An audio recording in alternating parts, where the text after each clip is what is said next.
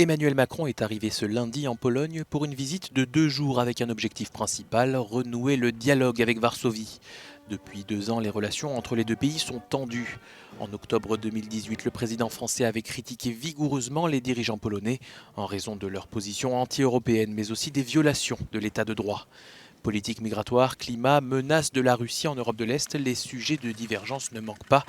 Mais la situation a changé depuis le Brexit. La Pologne est devenue le 5e pays européen par la population, le 6e par le PIB, et elle compte le faire savoir.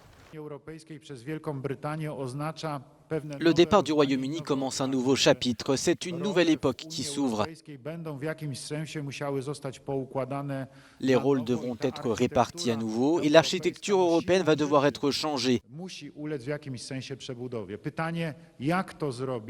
La question est de savoir comment le faire pour que cela soit dans le meilleur intérêt de nos pays et de nos citoyens.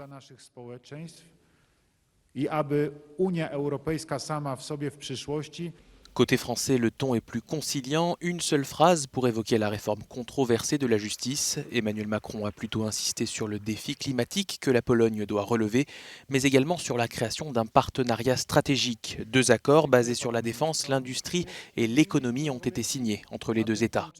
Et je souhaite que cette visite, nos échanges, marquent un véritable tournant dans le rôle qu'ensemble nous pouvons jouer pour l'Europe demain, pour relever le défi climatique et accompagner la Pologne qui a devant elle un défi que je ne sous-estime pas, et j'ai beaucoup de respect et d'admiration pour ce que votre pays a à faire, et l'Europe doit apporter toute la solidarité nécessaire. Emmanuel Macron a également rassuré la Pologne dans le domaine de la sécurité en Europe de l'Est, en affirmant que la France n'était ni pro ni anti-russe, mais pro-européenne.